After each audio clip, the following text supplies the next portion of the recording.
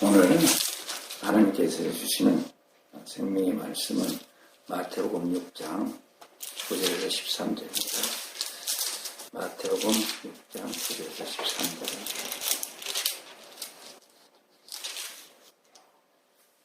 마태복음 6장 9절에서 13절. 주기도문이죠. 주님이 가르치신 기도. 제가 읽겠습니다. 그러므로 너희는 이렇게 기도하라. 하늘에 계신 우리 아버지여, 이름이 거룩히 여김을 받으시오며 나라의 임하옵시며 뜻이 하늘에서 이룬 것 같이 땅에서 이루어지이다. 오늘날 우리에게 일용할 양식을 주옵시고 우리가 우리에게 죄진 자를 사하여 준 것 같이 우리 죄를 사하여 주옵시고 우리를 시험에 들게 하지 마옵시고 다만 악에서 구하옵소서. 나라와 권세와 영광이 아버지께 영원히 있사옵나이다. 아멘. 자, 우리 기도하겠습니다. 사랑의 하나님 감사합니다. 이 시간도 주님의 은혜 가운데 저희들을 주님의 전으로 인도하시고 오늘도 말씀을 따라 주님 앞에 영광 돌 수 있도록 인도하신 주님을 찬양합니다. 오늘 이 시간도 말씀으로 우리를 찾아오신 주님께서 우리 10년 가운데 말씀으로 다시금 찾아오셔서 새롭게 변화되는 역사가 있게 하여 주옵소서. 성령님의 충만한 은혜와 사랑으로 만나와 우리가 깨닫고 깨우침에 변화되어 하늘 영광 보게 하여 주옵소서. 함께 하심을 믿사옵고 우리 구주 예수 그리스도의 이름으로 감사하며 기도드립니다. 아멘. 자, 이제 비밀의 기도 8강입니다. 8강은 기도의 실제 어떻게 기도해야 할 것인가 하는 겁니다. 지난주까지 기도의 원리에 대해서, 기도의 개념과 이 기도의 원리에 대해서 쭉 이렇게 설명을 드렸고, 이제 기도의 실제에 대해서. 참 우리는 이 기도를 너무 간단하고 편리하게 이렇게 생각합니다. 물론 간단하고 편리하게 생각하고 기도하면 편합니다. 그렇지만 우리가 이 영적으로 좀 깊이 들어가다 보면은 기도가 그렇게 단순한 것만은 아니라는 사실입니다. 우리 주님께서 아주 압축하고 또 압축해서 우리에게 이 기도를 알려주셨습니다. 알려주셨지만 우리가 그 기도를 이렇게 면밀히 다시금 이렇게 깊이 있게 깨달아 알아보다 보면은 참 그 기도 속에도 굉장히 깊은 의미가 담겨 있는 것을 깨달아 알 수가 있습니다. 사실 우리가 요즘 기도한다고 하면서 우리 주님이 가르치던 기도는 주문 외듯이 그냥 외웁니다. 그냥 주문 외듯이 외기만 할 뿐 그 안에 우리 주님이 원하시는 온전한 그 뜻에 대해서는 제대로 깨닫지도 못하고 알지도 못한다는 것이 참 안타까운 일입니다. 이제 이 기도의 이 비밀의 이 강의를 통해서 우리 주님께서 주신 그 주의 기도를 통해서 우리가 다시 우리 주님이 우리를 향하여 원하시는 그 기도가 무엇인가 한번 우리가 좀 점검해 볼 필요도 있고 또 그 안에 깊이 담겨 있는 그 뜻을 우리가 헤아려서 우리의 기도가 그러한 기도가 될 수 있게끔. 그러니까 우리가 이 기도라는 것을 단순하게 생각하면 짧습니다. 그렇지만 이 주님이 우리에게 가르치시는 그 기도의 그 깊은 곳을 우리가 깨닫고 그 깊은 의미로서 기도를 해나갈 때 그 기도는 굉장히 영적인 그 풍성함을 내포하고 있다. 이렇게 볼 수가 있는 겁니다. 그래서 내가 이 비도의 비밀의 강의 가운데서 이 주기도문은 필수적이다. 꼭 알아야 된다. 사실 어찌 보면 이 주기도문의 이 하나의 강의라고 볼 수도 있는 거죠. 그래서 이 주기도문을 좀 이렇게 단원별로 이렇게 좀 분리해가지고 한번 깨달아 알아보는 시간을 갖도록 하겠습니다. 우리 시편 123편 1편 한번 보겠습니다. 시편 123편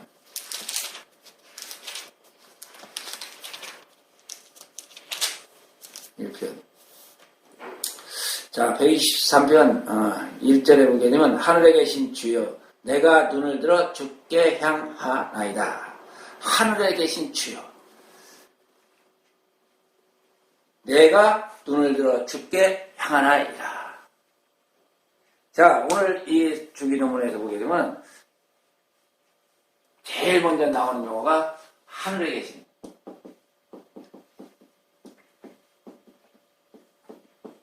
우리 아버지야. 하늘이랍니다. 하늘에 계신 우리 아버지. 그렇다면 이 하늘이라는 것이 과연 무엇을 뜻하고 있는 것일까? 우리가 보면 이제 세 개 중요한 세 가지 용어가 나오죠. 하늘과 우리와 아버지. 하늘. 이 하늘은 과연 우리에게 무엇을 일깨워주고 있는 것인가? 하늘의 계신입니다. 하늘의 계신. 제가 이 하나님에 대해서 항상 강의하고 사람들이 얘기할 때 이 세 가지를 얘기합니다. 이 하나님의 이 신성에 대해서. 즉, 이 하늘이라는 것은 우리가 이 보고 있는, 알고 있는, 깨닫고 있는 우리 이 하늘이 아니죠. 이 우주 공간에 존재하는 이 하늘이 아닙니다.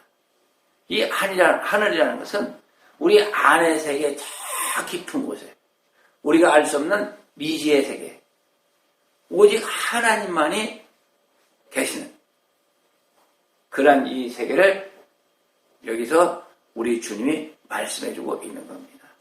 사실 그 당시 이 이스라엘 백성들도 이 하늘이라는 이 개념에 대해서 사실은 제가 볼 때는 잘 몰랐던 것 같아요.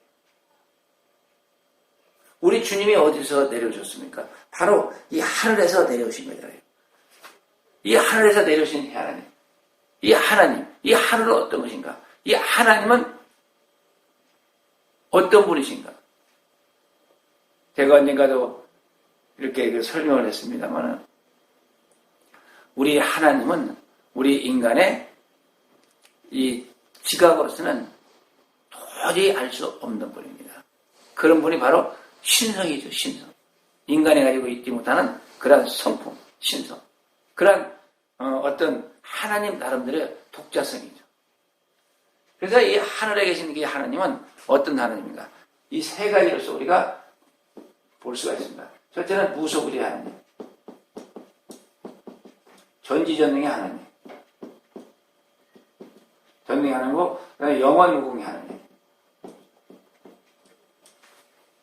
이 하늘이라는 것은 뭘 가르치느냐?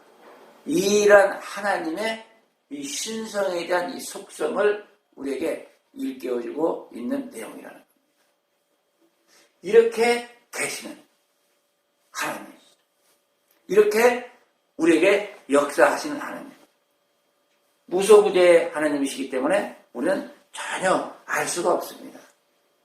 이 무소부재 하나님은 왜 알 수 없습니까? 근원이에요. 근본이에요.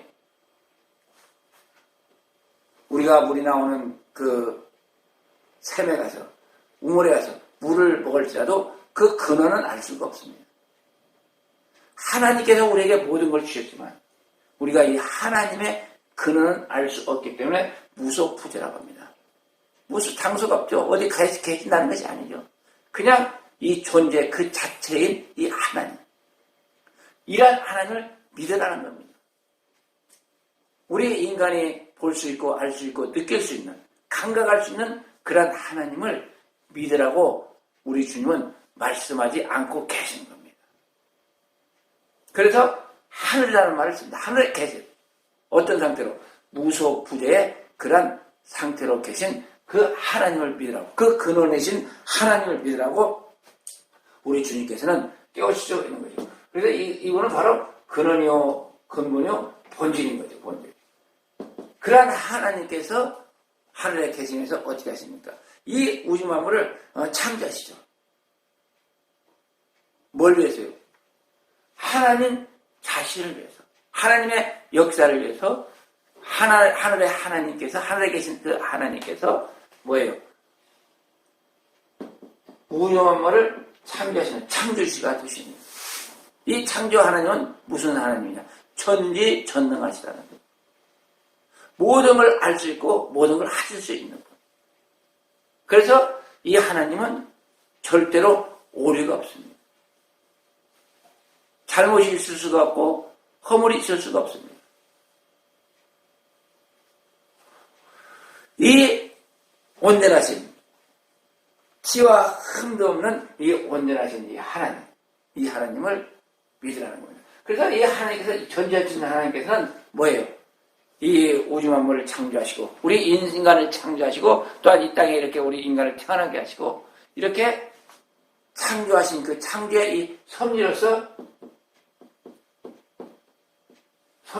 이 우주 만물을 운행하신, 이 하늘에 계시면서 모든 우주 만물을 운행하고 계시는 그 하나님을 향해서 우리가 기도를 해야 된다는 겁니다. 그냥 시시하게 땅에서 우리가 참 볼 수 있는 그런 우상을 엄청 많이 만들어놨잖아요. 그것을 절대 하나님께서는 금하십니다. 전지전능하신 하나님께서는 그런 것이 필요가 없습니다. 쓸데가 없습니다. 왜요? 그 모든 것이 우리 하나님의 전지전능하신 하나님의 창조물이기 때문에. 그래서 우리는 이 창조의 섭리 가운데 살아가면서 이제 마지막 때 뭐가 됩니까? 심판을 하시는 전지전능하신 하나님께 우리가 기도를 하라는 겁니다. 그러니까 창조를 하셨지만 심판까지 하셔서 이제 모든 것을 뭐예요? 이거 완성하시는 하나님이죠. 영원무궁하신 하나님입니다. 영원무궁하신. 이 영원무궁하신 하나님은 성경에 나오는 뭐예요? 알파와 오메가. 알파와 오메가 되시는 아주 이 영원부터 영원까지 영생의 하나님. 이게 바로 영원무궁의 하나님입니다. 그러니까 하나님은 우리처럼 이런 시간과 공간이 있는 분이 아닙니다. 우리처럼 인생의 삶이 유한한 삶이 아닙니다.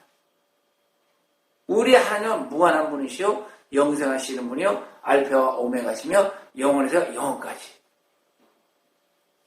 이런 하나님이시기 때문에 우리가 하늘에 계시다고 말을 그렇게 하고 이런 하나님을 향해서 기도를 하는 겁니다. 그래서 우리가 이 기도의 내용 속에도 이런 내용들이 포함이 되어야 되는 거죠. 우리는 볼 수 없고 알 수 없고 느낄 수 없고 깨달아 알 수가 없지만 오늘 또 우리와 함께 하신 하나님, 우리를 도와주십시오.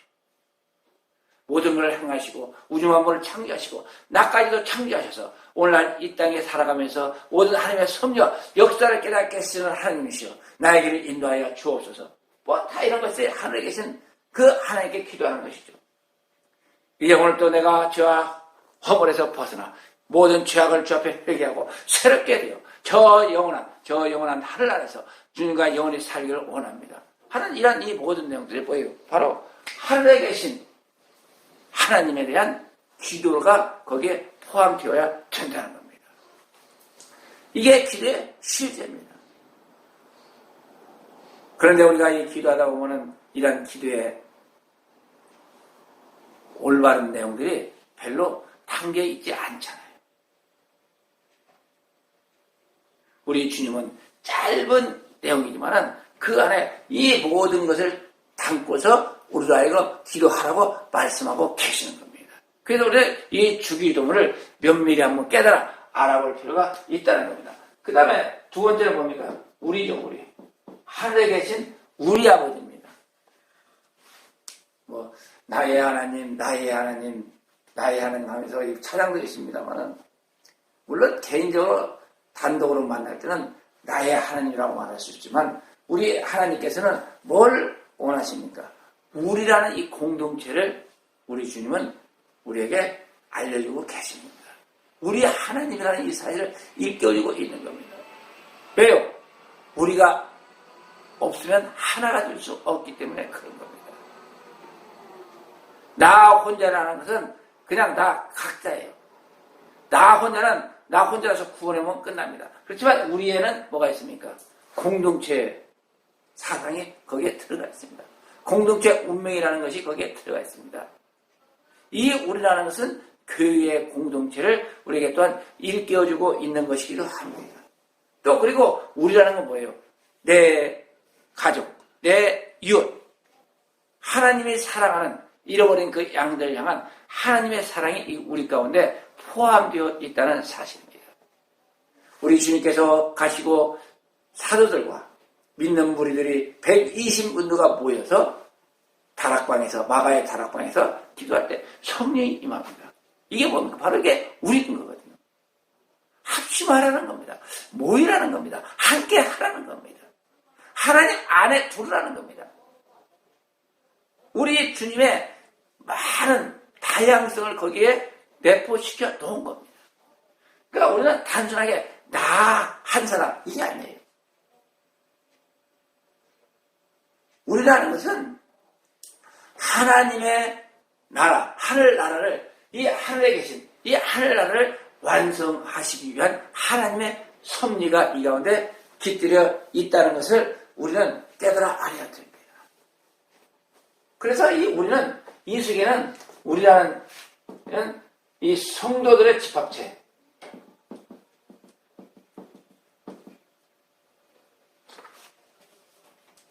성도들의 집합체인 교회가 되라는 거예요. 교회.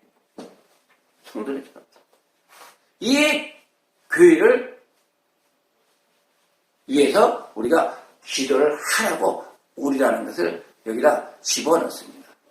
그러니까 하나님 아버지가 나의 하나님, 나의 하나님. 이것은 좀 이의적이라는 거예요. 우리 주님께서 우리에게 원하시는 것은 바로 우리 하나님을 원하시는 겁니다. 그래서 우리 주님께서 이 땅에 오셔서 자신의 몸된 교회를 세우시고 우리의 집 공동체인 이 교회를 만드셨던 겁니다. 이 만든 건 뭐예요? 이 교회를 만든 것은 다른 게 아니죠. 성도들이 이제 그리스도 안에서 하나가 되라고 하나가 되라고 이렇게 교회를 만든 거예요. 이 교회는 어때요? 주님의 그 피로서, 주님의 피에 의해서 구원받은 하나님의 백성들이 이렇게 모이는 것이 교회라는 사실입니다.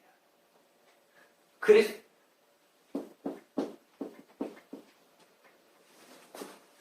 피에 의해서 한 생명 된 하나님의 자녀들이 속해 있는 것이 바로 교회라는 겁니다. 이 그리스도 피, 그리스도 안이라는 것은 이것은 아주 우리에게서 가장 소중한 가치를 지는 겁니다. 그리스도의 피라는 건 뭐예요? 한 피를 받았다는 겁니다. 우리가 이 혈인을 이야기합니다. 혈인을 이야기하는 게 뭐예요? 저 조상 때부터 그 피를 유전받았다는 거예요.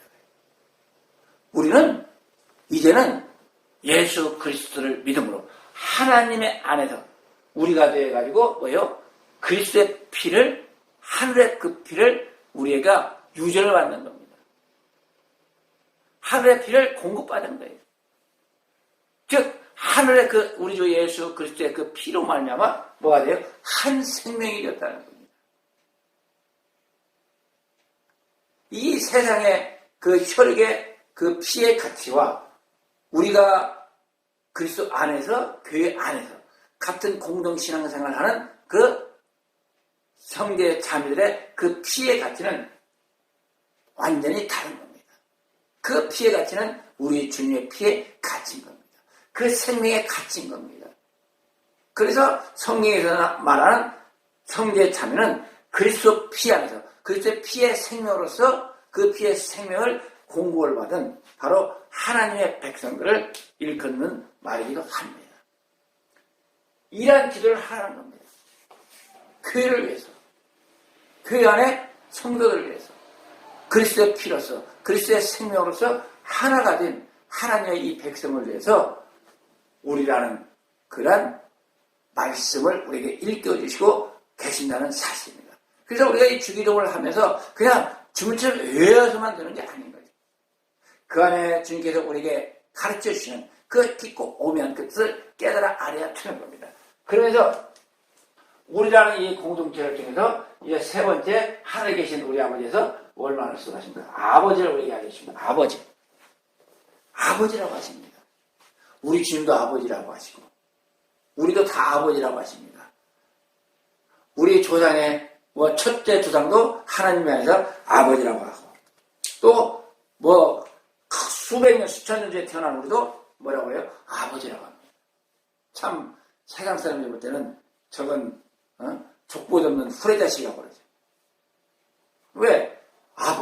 자식도 아버지, 아버지도 아버지, 할아버지도 아버지, 그렇게 말하니까.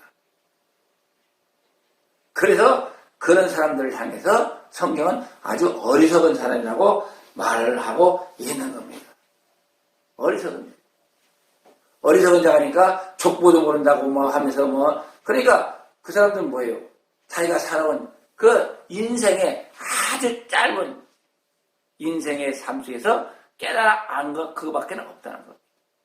그렇지만 이 하늘나라, 하늘에 계신 우리 아버지의 그 깊고 오명을 전혀 모르는 거죠. 그러한 참된 하나님의 그 사랑의 그 가치를 모르고 하나님의 은혜에 대한 그 풍성함을 알지 못하기 때문에 우리를 향해서 그렇게 욕을 하는 거죠.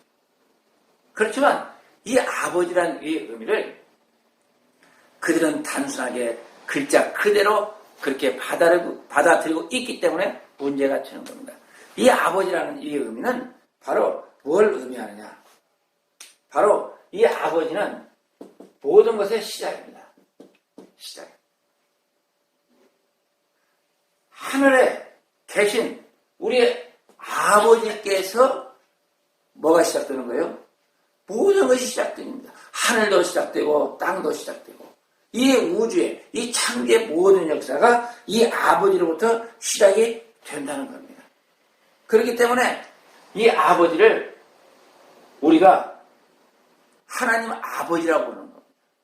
그러니까 아버지가 우리가 인간 생활하면서 우리가 알고 있는 그 용어 자체, 그 아버지의 개념이 아닙니다. 파바, 파더, 빠빠 이런 문자를 보면 비슷해요. 그런 아버지로서의 아버지가 아니라 시작이라는 그런 의미를 가집니다. 아버지부터 시작됐다. 그래서 이 아버지는 뭐예요? 아까도 얘기 말씀드렸지만 이 근원이라고 얘기를 하는 겁니다. 근원. 근본이고 근원이요 시작이라는 겁니다. 원래라는 겁니다. 원태초라는 겁니다. 그래서 이 아버지라는 용어를 쓰는 거지 우리가 그냥 용어 가지고 그 말 가지고 우리가 그냥 나를 육신적으로 낳아준 그 아버지를 의미하는 용어는 절대 아니라는 겁니다.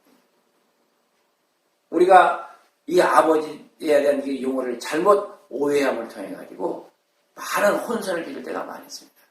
그렇지만 이 아버지의 이 개념을 우리는 다시금 새롭게 정리를 해야 됩니다. 그래서 우리 주님께서 하늘에 계신 아버지라고 그렇게 말씀을 하신 겁니다.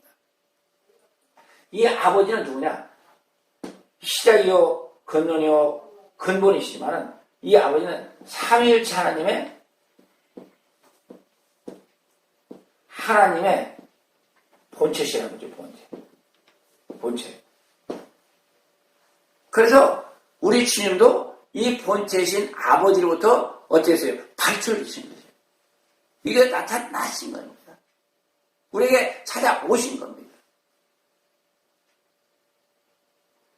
우리 주님이 우리에게 오신 그 하나님의 시작이요, 그 본체가 바로 아버지를 의미하는 겁니다.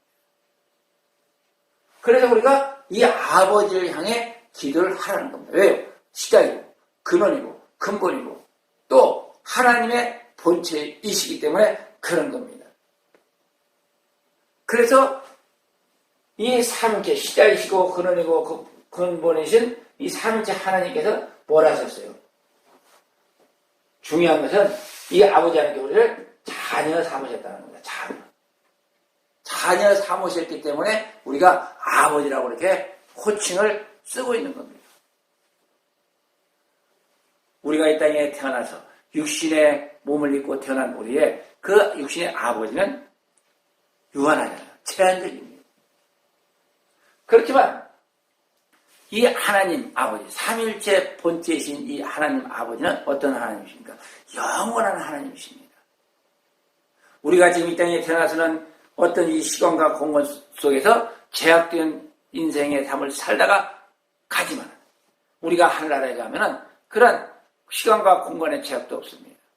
우리 인간의 수명에 대한 제한도 없습니다. 영생하는 영원한 삶을 살아갑니다. 그렇기 때문에 거기에 가면 그 하늘에 가면 뭐예요? 뭐 몇백 년 전, 몇천 년 전에 태어났던 그 조상들이나 이제 갓 태어나서 올라가는 뭐예요? 새로운 이 백성들이나 어때요? 나이라는 것이 있을 수가 없어요. 뭐 인생의 경륜이라는 것이 있을 필요가 없습니다. 거기는 뭐예요? 이 시작이신 그 삼위일체 하나님의 그 본체이신 아버지 안에서 자녀로서의 그때는 뭐예요? 평등한. 사실 평등이라는 말은 이럴 때 쓰는 겁니다. 그리고 우리가 이 땅에 살아가면서 하나님의 이 상급을 받을 대로 하나님께 헌신한 그 사명을 따라서 주어진 그 공평의 그 상급에 따라서 살아가는 것이지 모든 것은 다 그 생명의 그 모든 과정들은 다 평등하다. 그래서 하나님 앞에서 이 시작이신 하나님 앞에서 평등한 자녀로서의 뭐예요? 아버지인 겁니다. 그래서 하나님은 이 조상의 연대가 필요 없이 모두나 이렇게 다 평등한 자녀로서 저 하늘에 간다는 사실을 이렇게 일깨워주고 있는 내용입니다. 여기에 이렇게 천번이 서두죠. 기도를 이렇게 하라 하면서 서두를 꺼냈는데 이 서두 안에 우리 주님께서 일깨워주는 내용은 참 상당히 많다. 굉장히 깊은 의미가 있다는 것을 우리가 마음에 간직하면서 이 하늘에 계신 우리 아버지요. 이 짧은 단어라고 해가지고 그냥 경히 여길 게 아닙니다. 아주 귀하고 값지고 소중한 그러한 메시지를 거기에 담고 있다는 사실을 우리는 늘 마음 가운데 간직하면서 그러한 기도로서 어떻게 해야 돼요? 나가야 되는 거죠. 자, 그리고 이게 두 번째는 뭐가 나옵니까? 하늘에 계신 우리 아버지요.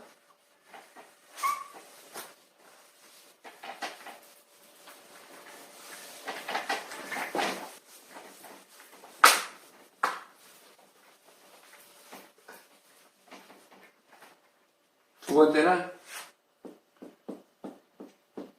이름을 이렇게 여김을 받으옵시 여김을 받으시오며 이름을 그렇게 여김을 받으시오며 나라에 임하옵시며 나라에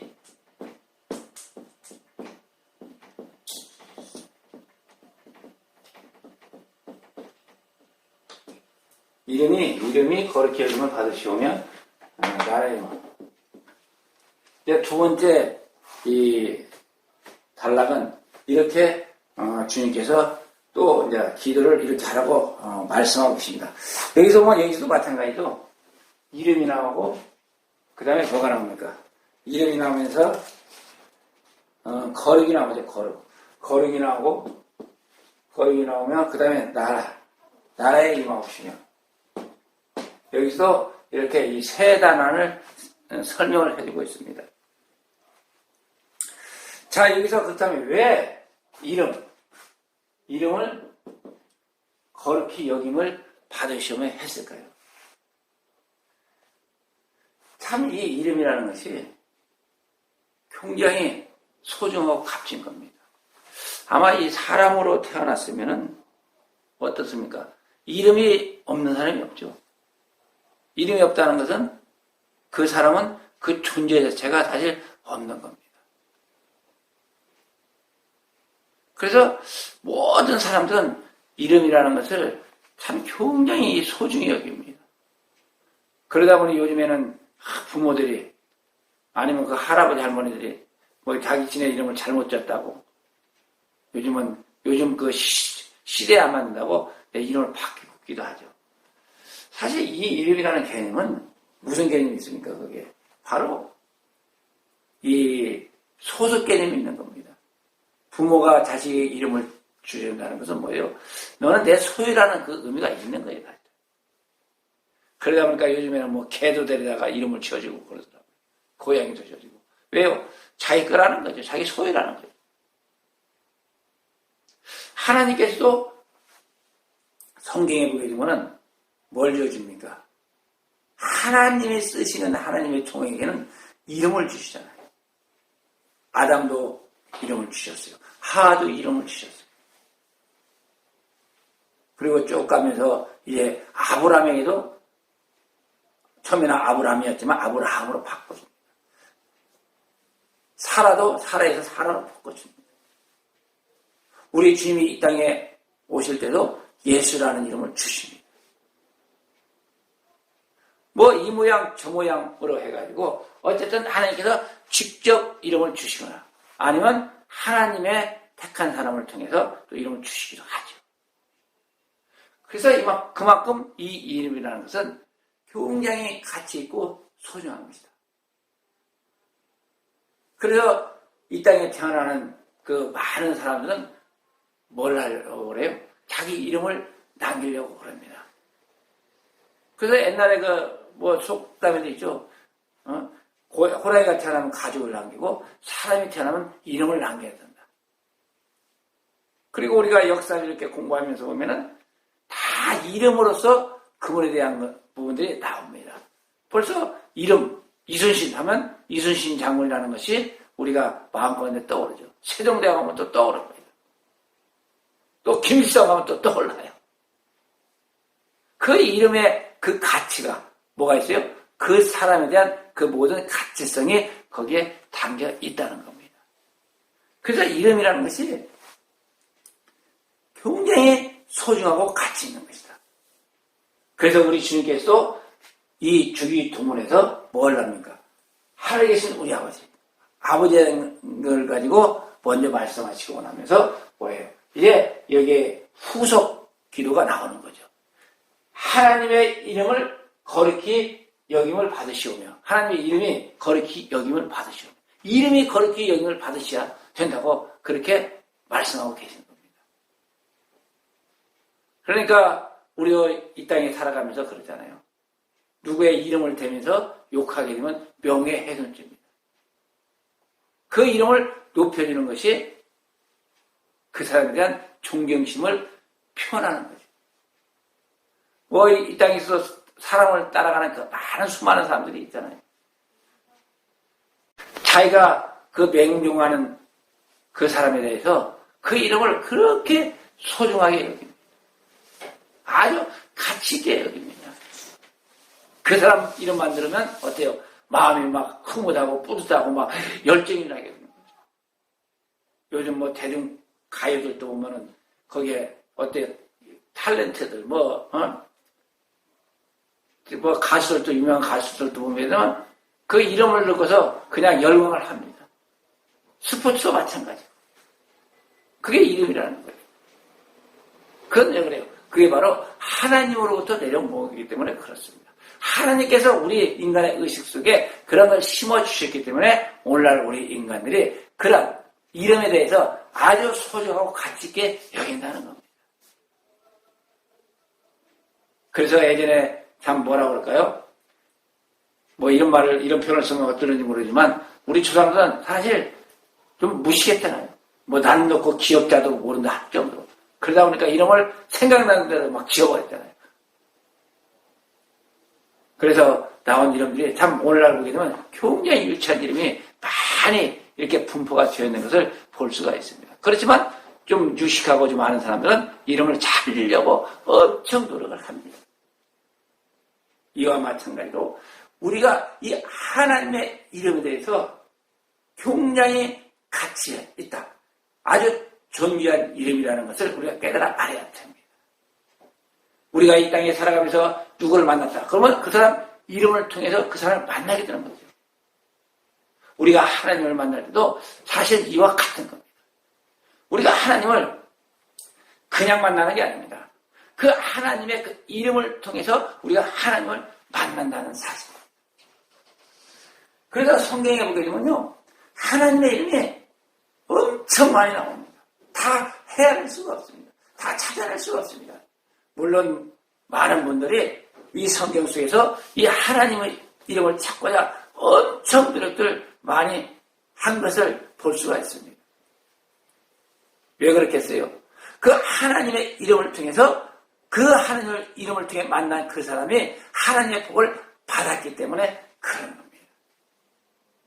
그러니까 우리가 이 땅에 살아가면서 하나님의 이름을 어떻게 우리가 받아들이고 어떤 하나님을 만나냐, 어떤 이름을 가진 하나님을 만나냐에 따라 가지고 그 사람의 뭐가 달라져요? 삶의 방향이 달라집니다. 사명의 방향이 달라집니다. 왜 그래요?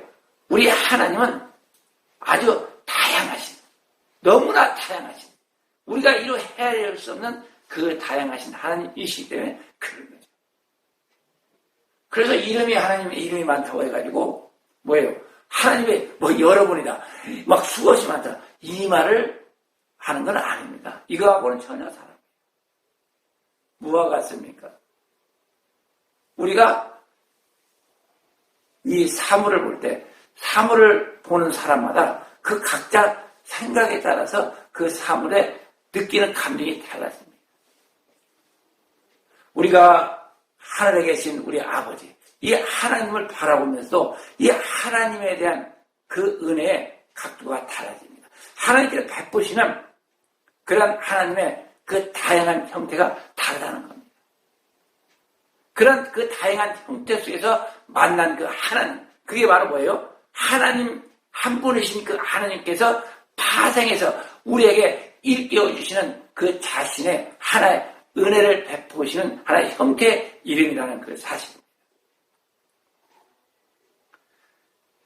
그래서 이 성경에서 우리가 이 하나님의 이름에 대해서 깨닫다 보면 하나님도 이 이름이 뭐 굉장히 많이 있지만은 이 이름 속에서 뭐예요? 파생이 되어 있는 겁니다. 그래서 이 성경에서 하나님의 이름의 고유명사로서의 하나님 이름, 고유명사죠. 우리가 뭐 이름을 하나 가지고 평생을 살아가지만 호직에 옮기는 이름은 하나지만 우리가 다시 뭐예요? 나름대로 뭐 아우라고 하나요? 또 이름을 짓잖아요. 별명을 짓습니다. 다른 이름을 또 만들어냅니다. 저도 호적상의 이름은 김명기지만은 이 족보 이름은 종명이에요. 족보 이름은. 그리고 제가 하나님께로 받은 이름은 또 지팡이에요. 저도 이렇게 세 개의 이름이 있습니다. 그러니까 하나님도 같은 하나님이시지만 하나님이시지만 뭐예요? 이 고유명사로서 하나님께서 우리에게 계시의 그 형태로서 이 세 이름이 존재하고 그 세 이름을 우리에게 계시를 하셨다는 겁니다. 우리가 하나님 이름을 어떻게 알아요? 알 수 없잖아요. 그분이 하늘에 계신 그 하나님께서 계시를 하셨기 때문에 우리가 그 이름을 알 수가 있는 겁니다. 그래서 고유명사로서의 그 하나님의 이름은 성경에서 대체로 이 세 가지를 얘기합니다. 엘로힘. 두 번째는 우리가 말하는 야해, 뭐 같은 의미죠. 여호와.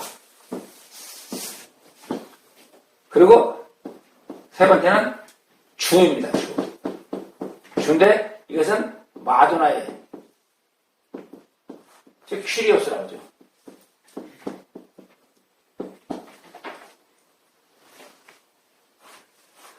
이 하나님이 우리에게 자신을 계시한 것이 바로 이 세 가지의 고유명사로서 계시를 하셨다는 겁니다. 이 엘로힘의 하나님은 이 성경에 보게 되면 아브라함 때 자신을 전능하신 자, 전능한 자다 이렇게 하시면서 계시를 하십니다. 통상 보면 이때 나타난 아브라함에게 나타난 하나님. 그러면 모세가 호렙산에서 하나님의 이름을 쓸 때 여호와다. 그리고 이제 이 퀴렛은 뭐예요? 창조주. 창조주. 즉 우리 주님이 이 땅에 오시면서 그 주님이 우리의 주인이라는 것을 일깨워주는 겁니다. 이런 하나님의 이름을 통해서 우리에게 나타나고 계시해 주셨다는 겁니다. 그래서 이 엘과 엘로힘, 이 엘과 엘로힘, 이 엘자를 붙여가지고 뭐예요? 그 뒤에 어느 들에 파됩니다. 그래서 여기서 나오는 게 많죠? 엘 해가지고 엘시다이 하면은 뭐예요? 산, 즉 살아계신 하나님, 엘시다이. 이 살아계신 하나님을 만나게 되죠. 이런 하나님을 만나서 그 살아계신 하나님 속에서 우리가 그분을 찬양하고 영광을 누리면 결국은 뭐예요?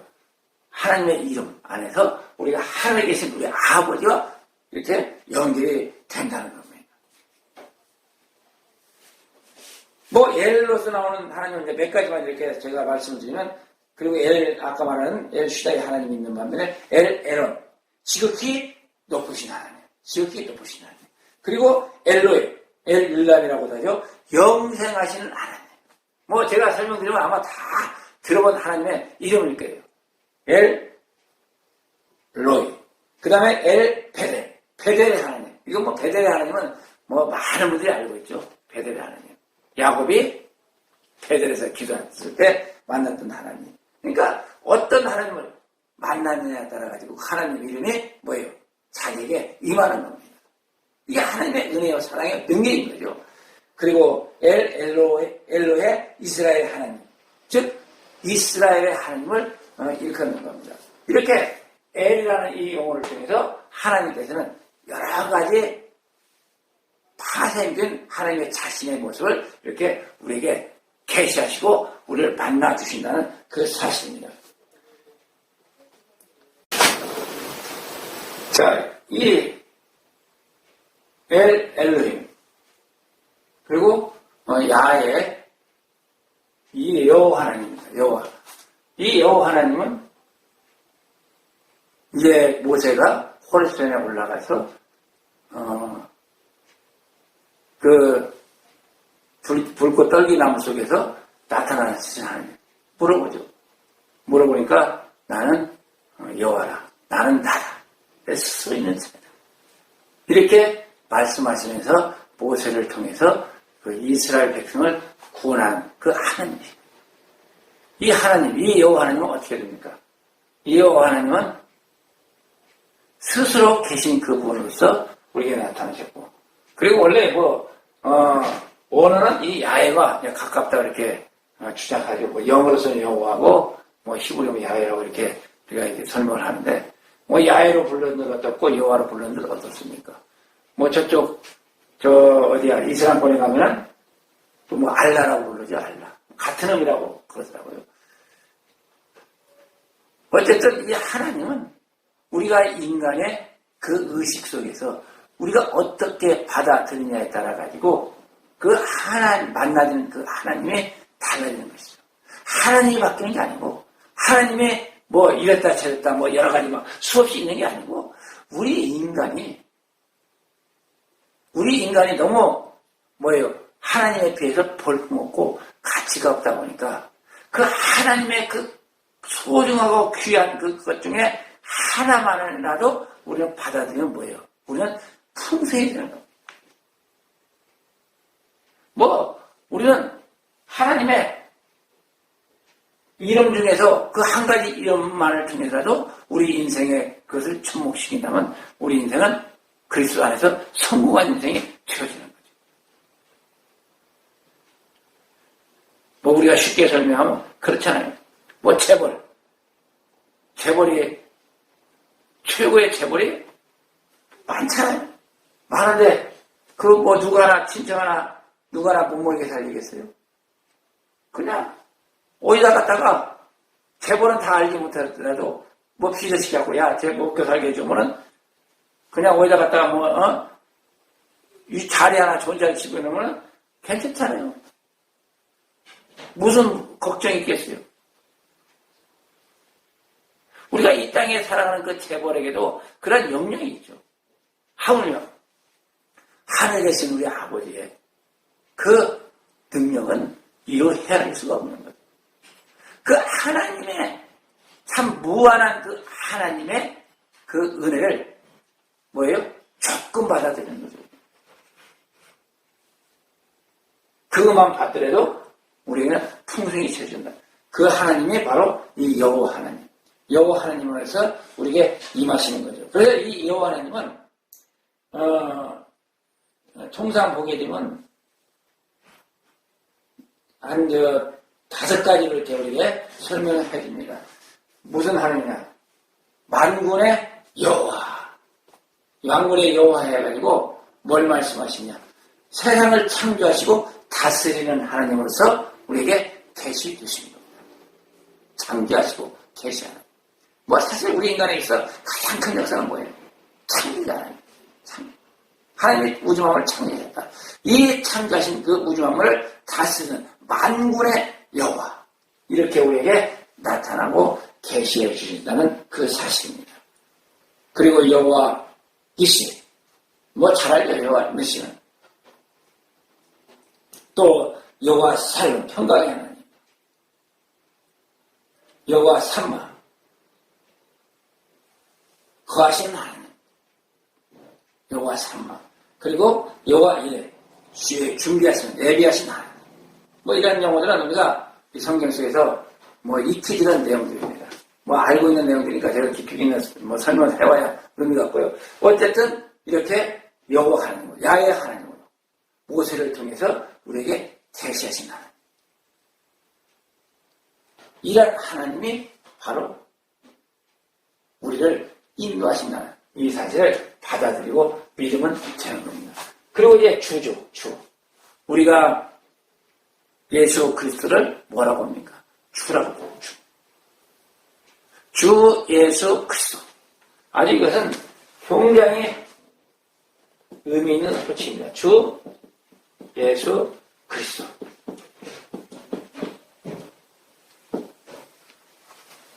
우리의 마음속에는 항시 주 예수 그리스도가 자리를 잡아야 됩니다. 이 주님은 누구예요? 바로 예수 그리스도. 그 주님은 아도나이. 그렇게 표현을 하죠. 왜 그래요? 이 주님이 창조를 하셨기 때문에 주님이십니다. 우주 만물을 창조하셨고 우리를 창조하셔서 오늘날 이 땅에 태어나게 하셨고 또 이 주님을 우리가 믿음으로 우리가 구원을 가게 되고 그리고 이 주님을 우리가 저 하늘나라에서 영원히 섬기는 우리의 주인으로서 영생하시는 우리와 함께 동거동락 영생하시는 하나님이시기 때문에 그런 겁니다. 그래서 이 하나님은 뭐예요? 육신의 몸 입고서 이 땅에 나타나셨고 우리에게 그러한 그 모습을 통해서 구원의 길을 가게 하시는 거예요. 그래서 이 아도나이 하나님은 이 안에는 뭐가 있습니까? 첫 번째는 창조주라는 의미가 담겨 있습니다. 창조주라는 의미가 담겨 있으면서 또 절대 주권자입니다. 절대 주권자로서의 주인입니다. 주인이면 모든 걸 할 수가 있어요. 이 땅의 주인도 주인이 자기 소유면은 자기 마음대로 합니다. 그런 주인과 사실은 이 하나님으로서의 주인과는 차원이 다르죠, 완전히. 이 주님은 영생케 하시는 절대 권능을 지니신 절대 주권자의 하나님이시라는 것. 이 땅에 태어난 독재자들은 뭐예요? 이 땅에 있는 그것들이 그 나라가 자기 것이냐, 자기가 주물르고 마음대로 하는데 주물르고 마음대로 하는 데서 사실은 다 그렇게 안 되죠. 어딘가는 빈 곳이 있고 헛것이 있고 또 틈새가 있습니다. 그렇지만 우리 하나님이신 주님에게는 그런 틈새도 없고 잘못될 수 있는 것조차도 없습니다. 이러한 절대 주권자이신 주인이 되시는 겁니다.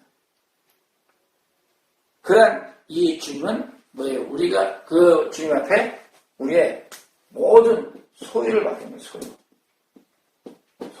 우리의 소유자이시다. 그래서 우리도 무슨 기도를 해야 돼요? 이런 기도를 해야 됩니다. 주님, 나는 나의 것이 아닙니다. 내 것이 아닙니다. 나의 모든 것을 주께 했습니다. 주님이 나에게 모든 것을 주셨습니다. 이렇게 기도하지 않습니까? 왜요? 주인이라는 것을 우리가 고백하기 때문에 그런 겁니다. 그래서 우리가 이름을 거룩히 여김을 받으시오며 하는 것. 이 이름, 엘과 여호와, 그리고 아드나의 주님. 이것은 우리가 기도 가운데 빼놓을 수가 없는 내용들입니다. 이 이름을 불러야만이 우리가 그분을 만날 수가 있고 이 기도가 응답이 되어진다는 사실입니다. 여기에서 이 세 이름 중에서 이 이름을 부르지 않고 기도하는 분은 죄가 없으리라고 봅니다. 이런 이름을 통해서 내가 만난 하나님을 깨달아 알 수가 있고 그 내가 만난 그 하나님을 통해서 내가 할로 가는 길을 갈 수가 있다는 사실입니다. 이렇게 하늘에 계신 우리 아버지의 그 이름을 여러분들이 늘 간직하면서 기도해야만이 승리하는 기도의 삶을 살 수가 있다는 겁니다. 그리고 이제 뒤에 보면 뭐라고 해요? 거룩이라고 합니다. 거룩. 아까 있었고 이름이 있었고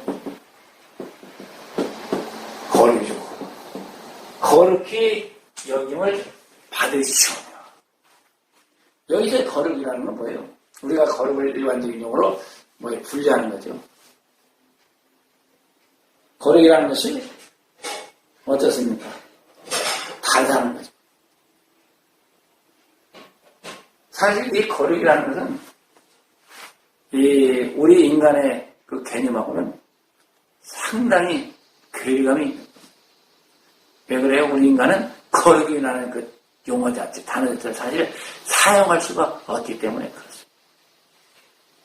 우리 인간은 죄에 똘똘 뭉쳐 있어가지고 사실 이 거룩의 길을 가는 하나의 과정을 밟고 있을 뿐이지 우리 인간이 거룩하다. 이것은 있을 수가 없죠. 천주교에서는 성인이 되어가 해가지고 이렇게 사람들이 이렇게 뽑아갖고 성인 칭호를 부여한다고 그러는데 그것도 우스운 거죠 사실. 인간의 생각일 뿐이죠. 인간은 절대 걸어갈 수가 없기 때문에 그런 겁니다. 불교 같은 데서 해탈해가지고 무슨 자기가 부처가 되가 해가지고 그렇게 말을 하는데 하나님 보실 때는 가서운 겁니다. 있을 수가 없죠. 이 거룩이라는 것은 사실 하나님 한 분에게만 적용되는 용어이기 때문에 그런 겁니다. 하나님 외에는 거룩이라는 게 있을 수가 없습니다. 그냥 하나님이 거룩하시니까 우리를 창조하십니다. 우리 이 우주 만물을 운행하시는 그 하나님이 거룩하신 분이니까 그 거룩하게 되기 위한 과정의 길을 가고 있을 뿐입니다. 우리 주님이 거룩하시기 때문에 우리가 그 주님을 닮아가는 거죠. 우리가 거룩할 수 있다는 것은 이제 마지막 부활을 통한 그 영화의 과정밖에는 우리가 거룩하다는 말을 절대 쓸 수가 없는 겁니다. 쓸 수가 없습니다. 왜 그렇겠어요? 우리의 안에서 우리에게 있는 모든 그 죄들이 모든 그 잘못된 것들이 다 없어져야 되는데 그걸 다 없애고 벗어날 수 있는 사람이 누가 있습니까? 없는 거거든요. 그러한 이 거룩이 하나님 우리 인간과 완전히 구분되는 그런 하나님을 우리가 받아들이고 우리가 그분의 이름을 부여야 됩니다. 그래서 그 이름이 거룩하다는 겁니다. 우리 인간에 있어서 이름이 거룩한 사람이 있습니까? 거룩하다는 용어를 써서는 안 되고 쓸 수 없는 겁니다. 오직 하나님의 이름 앞에만 이 거룩이라는 용어가 붙을 수가 있는 겁니다. 이 거룩이 왜 그렇게 하나님에게만 있을 수가 있어요? 그것은 뭐예요? 이분은 하늘 보좌에 계신 분이기 때문에 그런 거고, 또 영광으로 충만한 분이기 때문에 그런 거고, 영생하신 하나님이기 때문에 그런 거고, 모든 것을 다 아시는 분이에요. 그리고 빛에 거하시며 감각할 수 없고 느낄 수 없고 볼 수 없는 분, 그런 하나님이시기 때문에 거룩이라는 용어를 쓰는 겁니다. 제가 이렇게 말씀한 이 5가지 중에 어느 하나도 인간에게는 해당되는 것이 없습니다. 해당될 수가 없습니다. 오직 하나님의 이름만이 거룩하다는 사실. 우리 인간의 어느 누구에도 그 거룩한 이름은 있을 수가 없습니다. 이게 하나님과 하늘에 계신 우리 하나님과 우리 인간의 차별성입니다. 그래서 이런 하나님을 우리는 어때요? 찾아가는 겁니다. 만나러 가는 겁니다. 그 은혜를 받기 위해서 달려가는 겁니다.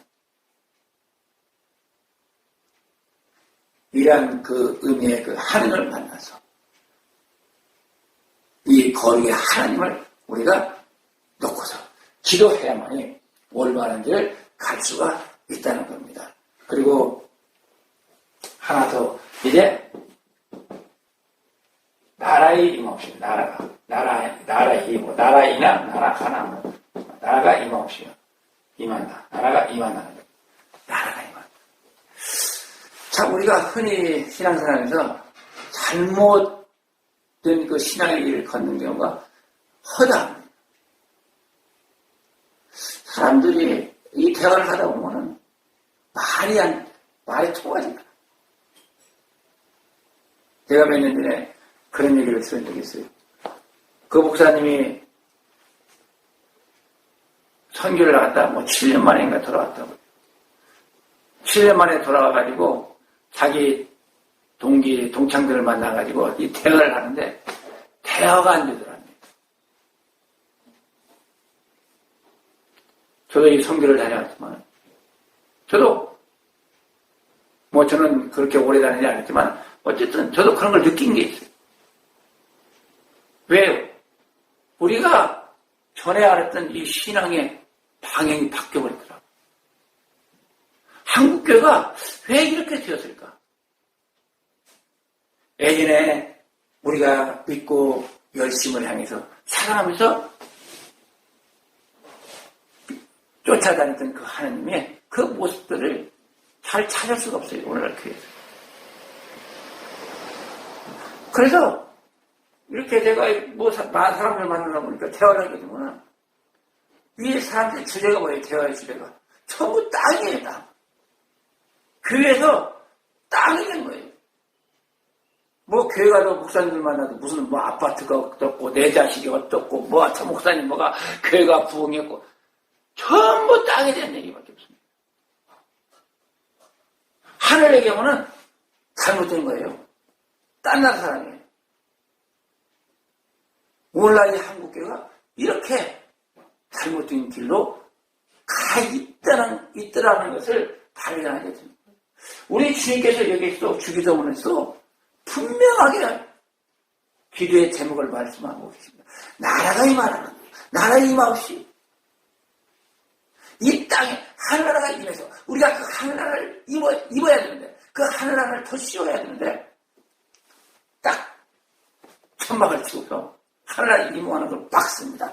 그냥 그 천막 안에서 아이고 이게 줬어 먹을 게 줬어 옷이 줬어 아파트가 줬어 줬어 갖다 놓고 짝퉁이 어떻고 명품이 어떻고 세상의 모든 걸 넣어놓고서 그 얘기만 하고 있어요. 참 답답하고 한심하네. 말을 하면 대화가 안 됩니다. 하늘의 경우는 뭔 말이야? 이런 표정이에요. 저런 말 왜 하지? 그런 표정입니다. 왜 주님이 이 땅에 오셨습니까? 하늘을 알려주고 하늘을 깨우쳐 주시기 위해서 하늘에서 임하신 거예요. 하늘나라 복음을 전했는데 오늘날 교회는 어찌 되는지 하늘나라 복음이 아니라 땅의 복음만이 아주 흥행합니다. 참 나같이 힘없고 연약하고 부족하고 아무것도 할 수 없는 자가 아무리 떠들어봐야 그들 귀에 들릴 리는 없죠. 제가 그러한 그 현실을 보면서 굉장한 괴리감을 느낍니다. 과연 우리 주님이 우리에게 말씀하신 그 복음의 가치, 지긋진가가 과연 무엇인가? 나라가 임하는 건데, 기도도 그런 기도를 해야 되는데, 기도하는 것 보면은 참 가관입니다. 대표 기도한다는 사람이 그것도 큰 교회에서 기도할 줄 모른다고, 기도문을 써가지고 올라서, 그게 기도입니까? 주문이지. 그렇게 그걸 갖고 기도한다고 또, 기도 잘한다. 복음은요, 연설문이 아닙니다. 복음은 성령께서 바로바로 주시는 하나님의 음성입니다. 생명의 말씀인 겁니다. 우리의 이 신앙 생활도 뭐예요? 하늘 나라가 임하는 게 우리 신앙입니다. 우리가 이 땅에 살고 있는 것은 우리 마음 가운데 성령님이 임하셨기 때문에 우리가 그 성령님의 능력으로 은혜로 살아가는 거예요. 그런데 성령님은 우리 안에다 그냥 가둬놔 버려요. 성령님 밖에는 보지 마세요. 그냥 안에만 계세요. 저는요, 하늘나라보다 땅의 나라가 좋습니다. 이 땅에서 잘 먹고 잘 살아야 하나님 잘 믿잖아요. 땅에서 잘 되어야 다른 사람이 올 때, 세상 사람이 올 때, 하나님 믿으니까 참 손가락질 안 하고, 하나님께 저렇게 복을 받는구나. 그렇게 말하잖아요. 한국교회가 언제 이렇게 엉터리가 쳤는지 이해가 안 가요. 이 주님의 기도, 이런 기도를 하지도 않고 어떻게 하는지도 모르는 겁니다. 제가 지금 이 유튜브도 올리고 있지만 저는 이 유튜브 올리는 거 모든 사람이 다 들으라고 저는 올리는 게 아닙니다. 눈으로 볼 수 있고 귀로 들을 수 있고 마음으로 깨달아 알 수 있는 사람만이 말씀의 깊이를 깨닫고 들을 수가 있는 거죠. 복음은 인기가 아닙니다. 복음은 내 자신의 영역을 위한 것이 아닙니다. 복음은 내가 상대방에게 나를 높이기 위해서 전하는 게 아닙니다. 복음은 오히려 예수 그리스도를 전하는 겁니다. 하나님 이름을 깨닫게 하고 깨우쳐주는 게 복음인 겁니다. 왜요? 복음에는 땅의 것이 없기 때문에 그렇습니다. 복음은 하늘의 것입니다. 하늘의 것이 있기 때문에 하늘을 향해서 복음을 전하는 것이 땅을 향해서 복음을 전하는 게 아닙니다.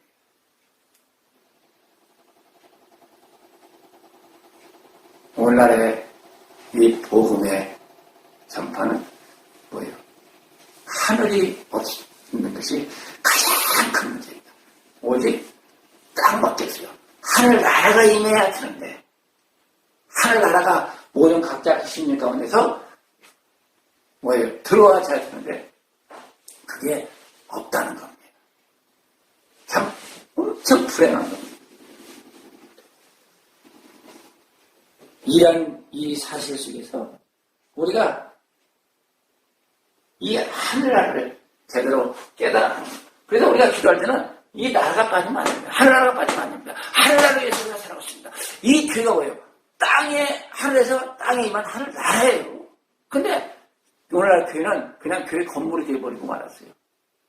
땅에 속한 교회라고 하면 안 되고 땅에 속한 뭐라고 해요? 그냥 모이는 장소가 되어버리고 말았어요.